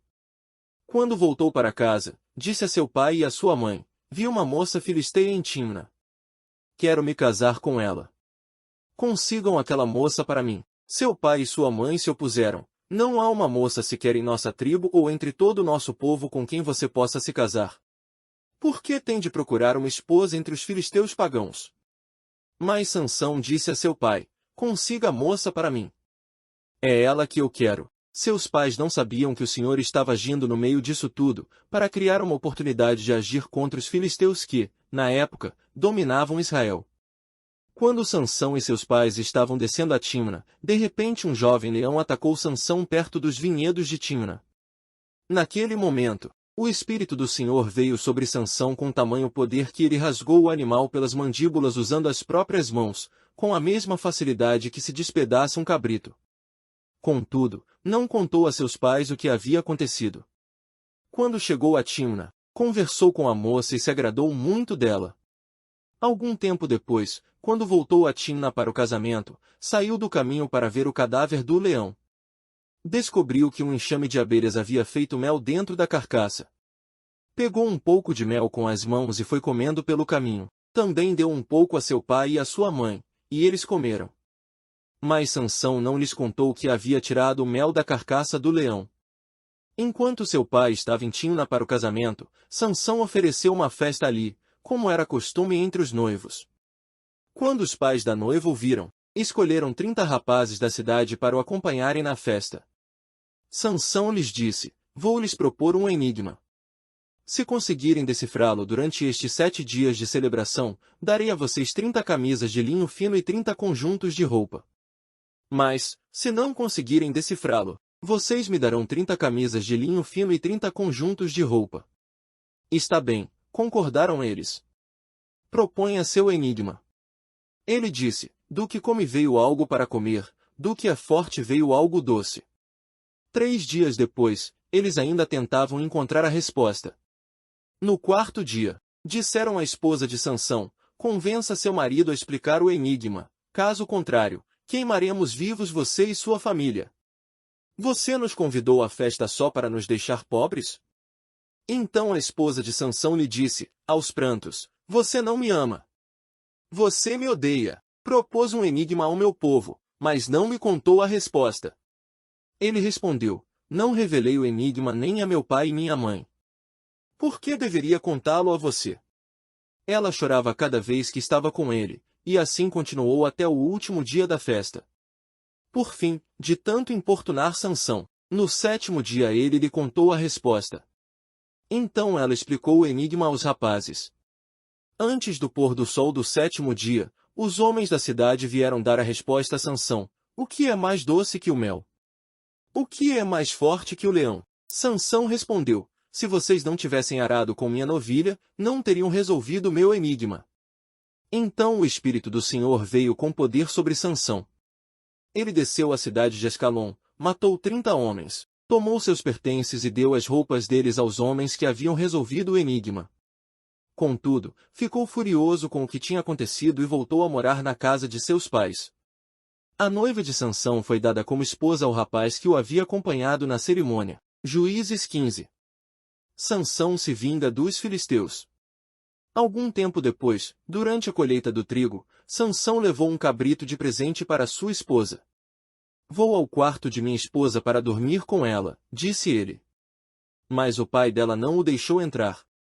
Eu tinha certeza de que você a odiava, explicou ele. Por isso eu a dei como esposa seu acompanhante de casamento. Mas veja, a irmã mais nova dela é ainda mais bonita. Case-se com ela. Sansão disse: Desta vez ninguém poderá me culpar de tudo o que eu fizer a vocês, filisteus. Então saiu e capturou 300 raposas, amarrou-as em pares pela cauda e prendeu uma tocha em cada par de caudas. Depois, acendeu as tochas e soltou as raposas no meio das plantações de cereais dos filisteus. Assim, queimou tudo, tantos feixes já ceifados como cereal que ainda seria colhido. Também destruiu os vinhedos e os olivais. Quem fez isto? Perguntaram os filisteus. E responderam, foi Sansão, pois seu sogro, de Tímna, deu a esposa de Sansão a seu acompanhante de casamento. Então os filisteus queimaram vivos a mulher e seu pai. Sansão disse aos filisteus, não descansarei enquanto não me vingar de vocês pelo que fizeram. Ele os atacou com grande violência e matou muitos deles. Depois, foi morar numa caverna na rocha de Etã. Então os filisteus acamparam em Judá e se espalharam pelos arredores da cidade de Lei. Os homens de Judá perguntaram aos filisteus, por que vieram nos atacar? Os filisteus responderam, viemos capturar Sansão e nos vingar dele. Então 3.000 homens de Judá desceram para buscar Sansão na caverna da rocha de Etã. Você não sabe que os filisteus nos dominam? Disseram a Sansão. O que você está fazendo conosco? Sansão respondeu, só fiz a eles o que fizeram a mim. Mas os homens de Judá lhe disseram, viemos amarrá-lo e entregá-lo aos filisteus. Está bem, disse Sansão. Mas prometam que vocês mesmos não me farão mal. Vamos apenas amarrá-lo e entregá-lo aos filisteus, responderam eles. Não vamos matá-lo. Então o amarraram com 2 cordas novas e o fizeram sair da rocha. Quando Sansão chegou a Lei, os filisteus vieram ao seu encontro, dando gritos de vitória. Mas o Espírito do Senhor veio com poder sobre Sansão, e ele rompeu as cordas em seus braços como se fossem barbantes de linho queimados, e as amarras caíram de suas mãos. Sansão encontrou a queixada de um jumento que tinha sido morto havia pouco tempo. Ele a pegou e a usou para matar 1000 filisteus. Então disse, com uma queixada de jumento, fiz deles montões. Com uma queixada de jumento, matei 1000 homens. Quando acabou de celebrar sua vitória, jogou fora a queixada, e aquele lugar foi chamado de Ramat-Leí. Sansão sentiu muita sede e clamou ao Senhor, por meio da força de teu servo, concedeste este grande livramento. Acaso devo morrer de sede e cair nas mãos desses incircuncisos? Então Deus fez jorrar água de um buraco no chão em Lei. Sansão bebeu e se reanimou. Chamou aquele lugar de Inhacoré, que existe em Lei até hoje. Sansão julgou Israel durante 20 anos, no período em que os filisteus dominavam a terra. Juízes 16. Sansão leva embora os portões de Gaza. Certo dia, Sansão foi à cidade filisteia de Gaza e conheceu uma prostituta, com quem passou a noite. Logo correu a notícia de que Sansão estava lá, e os homens de Gaza se reuniram e esperaram a noite toda junto aos portões da cidade. Ficaram em silêncio a noite inteira, pois pensavam, quando o dia clarear, vamos matá-lo. Mas Sansão ficou deitado só até a meia-noite. Então levantou-se, agarrou os portões da cidade, com os 2 batentes, e os ergueu, junto com a tranca. Colocou-as sobre os ombros e as levou para o alto da colina que fica em frente de Hebrom. Sansão e Dalila. Algum tempo depois, Sansão se apaixonou por uma mulher chamada Dalila, que morava no vale de Soreque. Os governantes dos filisteus foram vê-la e disseram, seduza Sansão para que ele lhe diga o que o torna tão forte como podemos dominá-lo e amarrá-lo sem que consiga se soltar. Então cada um de nós dará a você 1.100 peças de prata. Assim, Dalila disse a Sansão, conte-me, por favor, o que o torna tão forte como poderia ser amarrado sem conseguir se soltar. Sansão respondeu, se eu fosse amarrado com 7 cordas de arco novas, ainda não secas, ficaria tão fraco como qualquer outro homem. Então os governantes filisteus levaram para Dalila 7 cordas de arco novas, e ela amarrou Sansão. Ela havia escondido alguns homens num dos quartos interiores da casa e gritou, Sansão! Os filisteus vieram atacá-lo. Mas Sansão arrebentou as cordas de arco de uma vez, como se rompe um pedaço de barbante queimado. E não descobriram o segredo de sua força. Mais tarde, Dalila disse a Sansão, você zombou de mim e mentiu. Agora conte-me, por favor, como poderia ser amarrado. Sansão respondeu, se eu fosse amarrado firmemente com cordas novas em folha, que nunca foram usadas, ficaria tão fraco como qualquer outro homem. Assim, Dalila pegou cordas novas e o amarrou com elas. Os homens estavam escondidos no quarto interior como antes, e de novo, Dalila gritou, Sansão! Os filisteus vieram atacá-lo. Mais uma vez, porém, Sansão arrebentou as cordas em seus braços como se fossem fios. Então Dalila disse: Você zombou de mim e mentiu. Agora conte-me, por favor, como poderia ser amarrado. Sansão respondeu: Se você tecesse as 7 tranças de meu cabelo no pano de seu tiro e prendesse com o pino do tir, eu ficaria tão fraco como qualquer outro homem. Enquanto Sansão dormia, Dalila teceu as 7 tranças do cabelo dele no pano. Depois, prendeu-o com o pino do tir. De novo, ela gritou: Sansão! Os filisteus vieram atacá-lo. Mas Sansão acordou e soltou, de uma vez, o cabelo do tiro e do pano. Então Dalila disse: Como você pode dizer que me ama, se não me conta seus segredos? Zombou de mim 3 vezes e ainda não me disse o que o torna tão forte. Todos os dias ela o atormentava com sua importunação, até ele não suportar mais. Por fim, contou-lhe seu segredo: Meu cabelo nunca foi cortado, pois fui consagrado a Deus como nazireu desde o nascimento. Se minha cabeça fosse raspada, eu perderia as forças e ficaria tão fraco como qualquer outro homem. Dalila percebeu que, finalmente, Sansão havia lhe contado a verdade e mandou chamar os governantes filisteus. Venham mais uma vez, disse ela. Sansão finalmente me contou seu segredo. Os governantes foram ao encontro dela e lhe deram o dinheiro. Dalila fez Sansão dormir com a cabeça em seu colo e então chamou um homem para cortar as 7 tranças do cabelo dele. Desse modo, começou a enfraquecê-lo, e suas forças o deixaram. Então ela gritou: Sansão! Os filisteus vieram atacá-lo. Ao acordar, ele pensou: Farei como das outras vezes e me livrarei deles. Não sabia, porém, que o Senhor o havia deixado. Os filisteus o capturaram e furaram seus olhos. Levaram-no para Gaza, onde o prenderam com 2 correntes de bronze, obrigando-o a moer cereais na prisão. Não demorou muito, porém, e seu cabelo começou a crescer de novo. A vitória final de Sansão. Os governantes filisteus realizaram uma grande festa, na qual ofereceram sacrifícios e louvaram seu Deus, Dagom. Nosso Deus nos deu a vitória sobre nosso inimigo Sansão, diziam eles. Ao ver Sansão, o povo louvou o seu Deus. Nosso Deus nos entregou nosso inimigo, diziam. Aquele que destruía a nossa terra e matou muitos de nós agora está em nosso poder. A essa altura, já estavam muito bêbados e começaram a gritar: Tragam Sansão para que nos divirta. Assim, trouxeram Sansão da prisão para diverti-los e o fizeram ficar em pé entre as 2 colunas que sustentavam o teto. Sansão disse ao jovem servo que o guiava pela mão: Põe as minhas mãos nas 2 colunas que sustentam o templo. Quero me apoiar nelas. O templo estava lotado. Todos os governantes filisteus estavam presentes, e havia cerca de 3.000 homens e mulheres na cobertura vendo Sansão e se divertindo às custas dele. Então Sansão orou ao Senhor: Soberano Senhor, lembra-te de mim novamente. Por favor, ó Deus, fortalece-me só mais esta vez. Permite que, com um só golpe, eu me vingue dos filisteus pela perda de meus 2 olhos. Então Sansão se apoiou nas colunas centrais que sustentavam o templo, empurrou-as com as 2 mãos e exclamou: Que eu morra com os filisteus. E o templo desabou sobre os governantes filisteus e sobre todo o povo. Assim, Sansão matou mais pessoas quando morreu do que em toda a sua vida. Mais tarde, seus irmãos e outros parentes desceram para buscar o corpo. Eles o levaram de volta para casa e o sepultaram entre Zorá e Estaol, onde seu pai, Manoá, estava enterrado. Sansão julgou Israel durante 20 anos. Juízes 17. Os ídolos de Mica. Havia um homem chamado Mica, que vivia na região montanhosa de Efraim.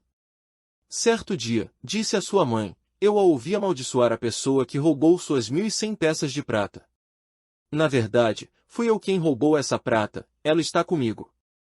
O Senhor o abençoe, meu filho, respondeu a mãe. Ele devolveu a prata, e ela disse: Dedico solenemente estas peças de prata ao Senhor. Em favor de meu filho, mandarei fazer uma imagem esculpida e um ídolo de metal.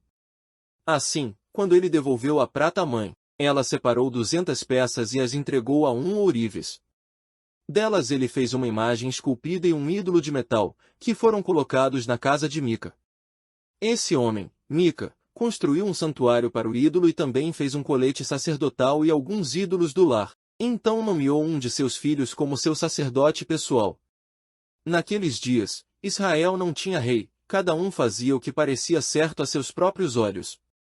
Certo dia, um jovem levita que vivia em Belém de Judá chegou àquela região. Havia saído de Belém à procura de outro lugar para morar. Em sua viagem, chegou à região montanhosa de Efraim e aconteceu de parar na casa de Mica. De onde você vem? Perguntou Mica. Ele respondeu, sou levita, de Belém de Judá, e estou à procura de um lugar para morar.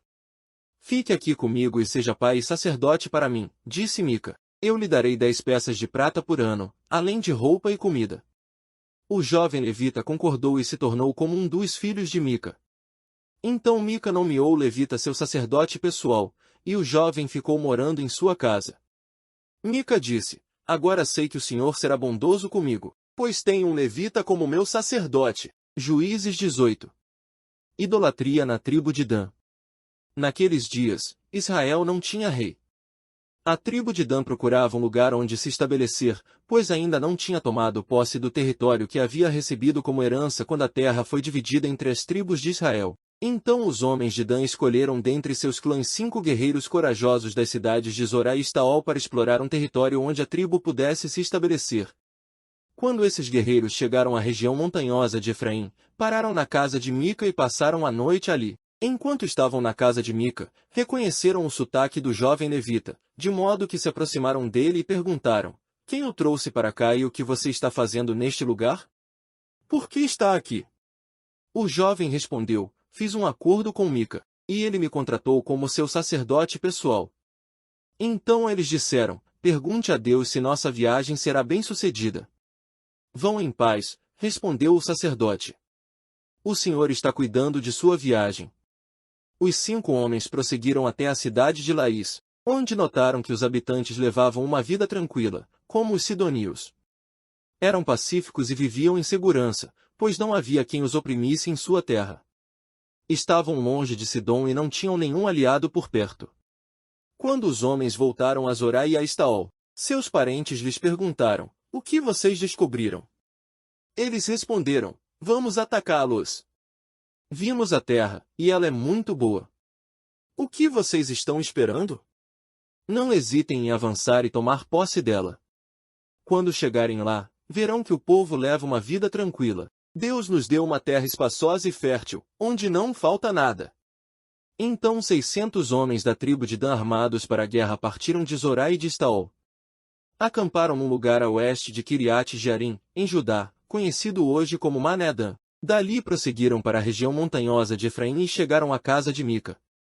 Os 5 homens que haviam explorado a terra nos arredores de Laís explicaram aos outros, numa destas casas há um colete sacerdotal, e também alguns ídolos do lar, uma imagem esculpida e um ídolo de metal. O que vocês acham que devem fazer? Os 5 homens saíram da estrada principal e foram à casa de Mica, onde morava o jovem levita, e o saudaram. Os 600 guerreiros armados da tribo de Dan ficaram à entrada da porta, e os 5 espiões entraram no santuário e removeram a imagem esculpida, o colete sacerdotal, os ídolos do lar e o ídolo de metal. Enquanto isso, o sacerdote ficou junto à porta, com os 600 guerreiros armados. Quando o sacerdote viu que os homens estavam levando todos os objetos sagrados do santuário de Mica, perguntou, o que vocês estão fazendo? Fique quieto e venha conosco, responderam. Seja nosso pai e sacerdote. Não é melhor ser sacerdote de uma tribo inteira e de um clã de Israel do que da casa de um só homem. O jovem sacerdote aceitou de bom grado acompanhá-los. Pegou o colete sacerdotal, os ídolos do lar e a imagem esculpida e se uniu a eles. Então deram a volta, colocaram as crianças, o gado e os bens na frente do grupo e partiram. Quando os membros da tribo de Dan estavam longe da casa de Mica, ele e seus vizinhos foram atrás deles. Gritavam para os homens de Dan, que se voltaram e disseram a Mica, qual é o problema? Por que você convocou esses homens para nos perseguir? Mica respondeu, como é que vocês me perguntam qual é o problema? Tomaram todos os deuses que fiz e levaram meu sacerdote. Não me restou nada. Os homens de Dan disseram, cuidado com o que você diz. Temos em nosso meio alguns homens agressivos que poderiam ficar com raiva e matar você e sua família. Assim, os homens de Dan seguiram seu caminho. Quando Mica viu que eram numerosos demais para atacá-los, deu meia volta e foi para casa. Então os homens de Dan, levando os ídolos de Mica e seu sacerdote, chegaram à cidade de Laís, cujo povo era pacífico e vivia em segurança. Mataram a espada os habitantes e queimaram a cidade. Não havia ninguém que livrasse os habitantes da cidade, pois estavam longe de Sidom e não tinham nenhum aliado por perto. Isso aconteceu no vale de Bet-Reob. Então o povo da tribo de Dan reconstruiu a cidade e passou a habitar nela. Mudaram seu nome para Dan, em homenagem ao antepassado deles, o filho de Jacó. Antes disso, a cidade se chamava Laís. Levantaram ali a imagem esculpida e nomearam Jonatas, filho de Gerson, filho de Moisés, como seu sacerdote. Os descendentes de Jonatas serviram como sacerdotes da tribo de Dan até a época do exílio. Assim, a tribo de Dan adorou a imagem esculpida de Mica durante todo o tempo em que a casa de Deus permaneceu em Siló. Juízes 19. O levita e sua concubina. Naqueles dias, Israel não tinha rei. Havia um homem da tribo de Levi que morava num lugar afastado, na região montanhosa de Efraim. Certo dia, ele trouxe para casa uma mulher de Belém de Judá para ser sua concubina, mas ela se irou com ele e voltou para a casa de seu pai, em Belém. Cerca de 4 meses depois, seu marido foi a Belém para reconquistá-la e convencê-la a voltar com ele. Levou consigo um servo e 2 jumentos. Quando ele chegou, a mulher o levou até seu pai, que o recebeu com alegria. O sogro insistiu para que ficasse algum tempo, e ele permaneceu ali 3 dias, comendo, bebendo e dormindo. No 4º dia, levantaram-se cedo e ele estava pronto para partir, mas o pai da mulher disse a seu genro: coma alguma coisa antes de sair. Os dois se sentaram, comeram e beberam. Então o pai da mulher disse: por favor, fique mais uma noite e alegre seu coração. O homem se levantou para partir, mas o sogro continuou a insistir para que ele ficasse. Por fim, ele cedeu e passou mais uma noite ali. Na manhã do 5º dia, ele se levantou cedo e estava pronto para partir, e outra vez o pai da mulher disse: coma alguma coisa, deixe para sair à tarde. Assim, fizeram mais uma refeição juntos. Mais tarde, quando o homem, a concubina e o servo se preparavam para partir, o sogro disse: já está escurecendo, passe a noite aqui e alegre seu coração. Amanhã você pode levantar cedo e partir. Dessa vez, porém, o homem estava decidido a partir. Rumou para Jebus, isto é, Jerusalém, levando consigo os jumentos com suas selas e a concubina. Chegaram perto de Jebus quase no final do dia, e o servo disse ao homem: vamos parar nesta cidade dos Jebuseus e passar a noite aqui. Seu senhor respondeu: não podemos ficar numa cidade estrangeira, que não pertence aos israelitas. Vamos prosseguir até Gibeá. Venha, vamos tentar chegar a Gibeá ou a Ramá e passaremos a noite numa dessas cidades. Então prosseguiram. O sol estava se pondo quando chegaram a Gibeá, uma cidade no território de Benjamim. E pararam ali para passar a noite. Sentaram-se na praça da cidade, mas ninguém se ofereceu para hospedá-los. Ao anoitecer, um homem idoso voltava para a casa do trabalho no campo. Era da região montanhosa de Efraim, mas morava em Gibeá, onde os habitantes eram da tribo de Benjamim. Quando viu os viajantes sentados na praça da cidade, perguntou de onde vinham e para onde iam. O homem respondeu: estamos viajando de Belém de Judá para um lugar afastado na região montanhosa de Efraim, onde eu moro. Fui a Belém e agora estou voltando para casa.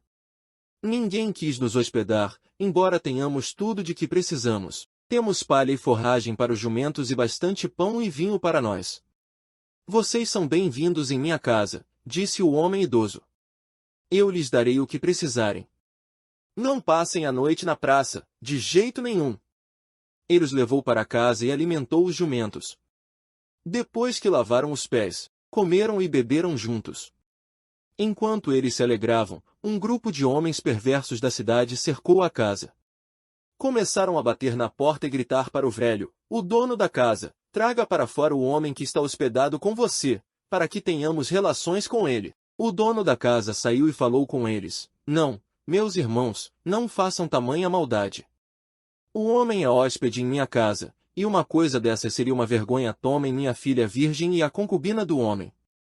Eu as trarei para fora, e vocês poderão violentá-las e fazer o que desejarem, mas não façam uma coisa vergonhosa dessas com meu hóspede. Eles, porém, não deram ouvidos. Então o levita pegou sua concubina e a empurrou para fora. Os homens da cidade abusaram dela e a estupraram a noite toda. Por fim, quando o sol começou a nascer, eles a largaram. Ao amanhecer, a mulher voltou para a casa onde o marido estava hospedado. Caiu junto à porta da casa e ali ficou até o dia clarear. Quando o marido se levantou e abriu a porta para sair e seguir viagem, lá estava a concubina, caída à porta, com as mãos na soleira. Ele disse: levante-se. Vamos embora. Mas não houve resposta. Então ele pôs o corpo da mulher sobre o jumento e a levou para casa.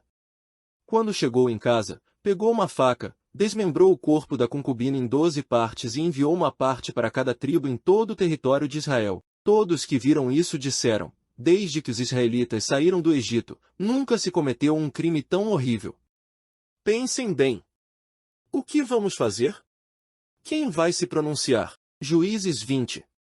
Guerra entre Israel e Benjamim. Então todos os israelitas se uniram como um só homem, desde Dan, ao norte, até Berseba, ao sul, incluindo os que moravam na terra de Gileade. A comunidade toda se reuniu na presença do Senhor, em Mispá. Os líderes de todo o povo e todas as tribos de Israel, 400.000 guerreiros armados com espadas, tomaram seus lugares na reunião sagrada do povo de Deus.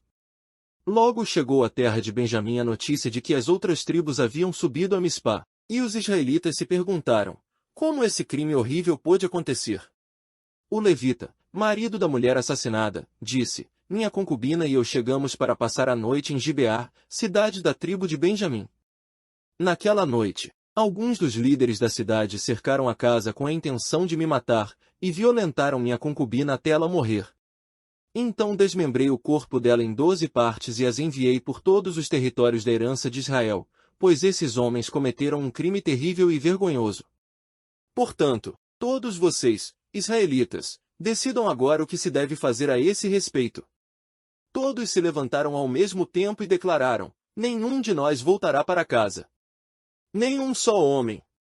Mas é isto que faremos a Gibeá: realizaremos um sorteio para resolver quem a atacará. A 10ª parte dos homens de cada tribo ficará responsável por providenciar a alimentação dos guerreiros, e o restante se vingará de Gibeá de Benjamim por esse ato vergonhoso cometido em Israel. Todos os israelitas estavam plenamente de acordo e se uniram para atacar a cidade. As tribos de Israel enviaram mensageiros à tribo de Benjamim para lhes dizer: que crime terrível foi cometido em seu meio. Entreguem os homens perversos de Gibeá, para que os executemos e eliminemos esse mal de Israel. Mas o povo da tribo de Benjamim não deu ouvidos. Em vez disso, vieram de suas cidades e se reuniram em Gibeá para lutar contra os israelitas.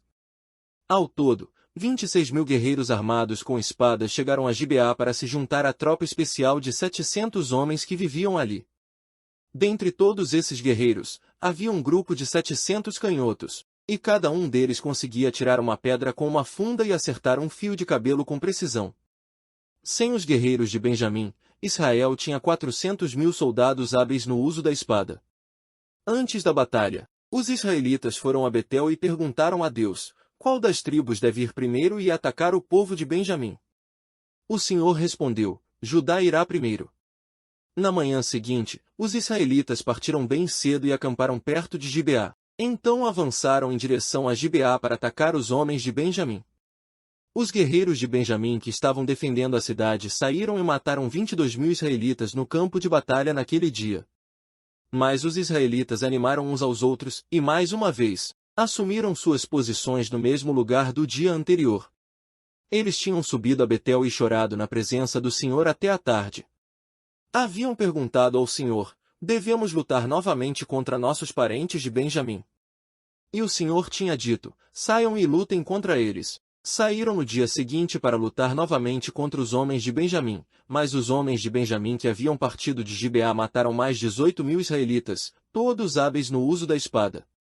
Então todos os israelitas subiram a Betel, choraram na presença do Senhor e jejuaram até a tarde. Também apresentaram ao Senhor holocaustos e ofertas de paz. Os israelitas subiram para buscar a direção do Senhor. Naqueles dias, a arca da aliança de Deus estava em Betel, e Finéias, filho de Eleazar e neto de Arão, era o sacerdote. Eles perguntaram ao Senhor: devemos lutar novamente contra nossos parentes de Benjamim, ou devemos parar? O Senhor disse: vão. Amanhã eu os entregarei em suas mãos. Então os israelitas armaram emboscadas ao redor de Gibeá. Avançaram contra os guerreiros de Benjamim no terceiro dia e tomaram suas posições nos mesmos lugares de antes. Quando os homens de Benjamim saíram para atacar, foram atraídos para longe da cidade. Como antes, começaram a matar os israelitas. Cerca de 30 israelitas morreram nos campos abertos, ao longo da estrada que vai para Betel e da estrada que leva de volta a Gibeá. Os guerreiros de Benjamim gritaram: derrotamos vocês, como antes. Mas os israelitas já haviam planejado fugir para que os homens de Benjamim os perseguissem pelas estradas e fossem atraídos para longe da cidade. Quando os guerreiros israelitas chegaram a Baal-Tamar, voltaram-se e assumiram suas posições. Enquanto isso, os israelitas que estavam escondidos na emboscada a oeste de Gibeá entraram em combate. 10.000 soldados da tropa especial de Israel avançaram contra Gibeá. A luta foi tão intensa que Benjamim não percebeu a calamidade que estava por vir. O Senhor ajudou Israel a derrotar Benjamim e, naquele dia, os israelitas mataram 25.100 guerreiros de Benjamim, todos hábeis no uso da espada. Então os homens de Benjamim viram que estavam derrotados. Os israelitas bateram em retirada diante dos guerreiros de Benjamim a fim de dar aos homens que estavam escondidos na emboscada mais espaço para atacar Gibeá. Aqueles que estavam escondidos avançaram de todos os lados e mataram todos os habitantes. Tinham combinado de mandar como sinal de dentro da cidade uma grande nuvem de fumaça. Quando os israelitas viram a fumaça, voltaram e atacaram os guerreiros de Benjamim. Àquela altura, os guerreiros de Benjamim haviam matado cerca de 30 israelitas e gritaram: derrotamos vocês, como antes. Mas, quando os guerreiros de Benjamim olharam para trás e viram que, em todas as partes da cidade, a fumaça subia ao céu, os guerreiros de Israel se voltaram e atacaram. Os homens de Benjamim ficaram apavorados, pois perceberam a calamidade que estava prestes a vir sobre eles. Deram meia volta e fugiram diante dos israelitas em direção ao deserto, mas não conseguiram escapar da batalha, pois soldados que saíram das cidades vizinhas também os atacaram. Os israelitas cercaram os homens de Benjamim e os perseguiram até os alcançarem no local de descanso, a leste de Gibeá. Naquele dia, 18.000 dos guerreiros mais corajosos de Benjamim morreram na batalha. Os sobreviventes fugiram para o deserto, em direção à rocha de Rimom, mas os israelitas mataram 5.000 deles ao longo da estrada. Eles continuaram a perseguição e mataram mais 2.000 homens perto de Gidom.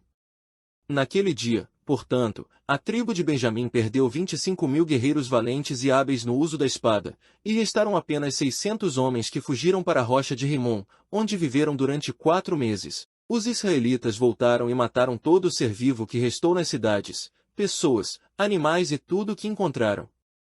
Também queimaram todas as cidades por onde passaram. Juízes 21. Esposas para os homens de Benjamim. Os israelitas haviam jurado em Mispá: jamais entregaremos nossas filhas em casamento a homens da tribo de Benjamim. Então o povo foi a Betel e permaneceu na presença de Deus até a tarde, chorando sem parar em alta voz. Ó Senhor, Deus de Israel, por que aconteceu isso com Israel? Diziam. Agora está faltando uma de nossas tribos. Na manhã seguinte, bem cedo, construíram um altar e ali apresentaram holocaustos e ofertas de paz. Então os israelitas disseram: quem dentre as tribos de Israel não participou da reunião sagrada que realizamos em Mispá, na presença do Senhor? Naquela ocasião, haviam feito um juramento solene na presença do Senhor de que matariam quem se recusasse a comparecer. Os israelitas tiveram pena de seu irmão Benjamim e disseram: hoje foi eliminada uma das tribos de Israel. Como conseguiremos esposas para os poucos que restam, se juramos pelo Senhor que não lhes daríamos nossas filhas em casamento? Então perguntaram: quem dentre as tribos de Israel não compareceu conosco a Mispá quando nos reunimos na presença do Senhor? E descobriram que ninguém de Jabes de Gileade havia participado da reunião sagrada. Ao contarem o povo, verificaram que ninguém de Jabes de Gileade estava presente. Então a comunidade enviou 12.000 de seus melhores guerreiros a Jabes de Gileade com ordens para matar seus habitantes, incluindo mulheres e crianças. É isto que vocês devem fazer, disseram.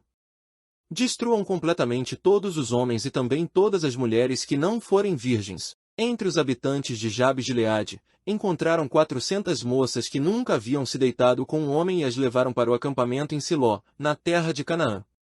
Toda a comunidade enviou uma delegação de paz aos homens restantes de Benjamim que estavam na rocha de Rimon. Os homens de Benjamim voltaram e receberam como esposas as 400 mulheres de Jabes de Gileade que tinham sido poupadas. Mas não havia mulheres em número suficiente para todos eles. O povo teve pena de Benjamim, pois o Senhor havia aberto uma lacuna entre as tribos de Israel. Então os líderes da comunidade perguntaram: como conseguiremos esposas para os poucos homens que restam, uma vez que as mulheres da tribo de Benjamim foram mortas? Os sobreviventes precisam ter herdeiros, para que não seja eliminada uma tribo inteira de Israel. Contudo, não podemos lhes dar nossas filhas em casamento, pois juramos solenemente que quem o fizer ficará sob a maldição de Deus. Então eles se lembraram da festa anual do Senhor, em Siló, ao sul de Lebona e ao norte de Betel, do lado leste da estrada que vai de Betel a Siquém. Disseram aos homens de Benjamim que ainda precisavam de esposas: vão e escondam-se nos vinhedos.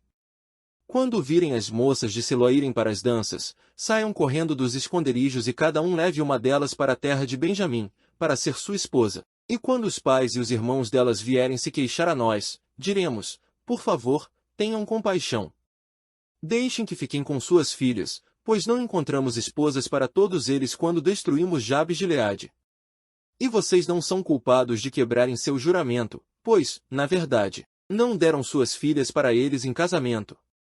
Os homens de Benjamim seguiram essas instruções. Cada um pegou uma das moças que dançavam na comemoração e a levou para ser sua esposa. Voltaram para sua terra, reconstruíram suas cidades e habitaram nelas. Então os israelitas partiram, por tribos e famílias, e cada um voltou para sua terra. Naqueles dias, Israel não tinha rei, cada um fazia o que parecia certo a seus próprios olhos. Chegamos ao final deste capítulo. Obrigado por assistir. Enquanto podemos divulgar o Evangelho de Lakes, se inscreva no nosso canal e compartilhe para a honra e glória de Jesus.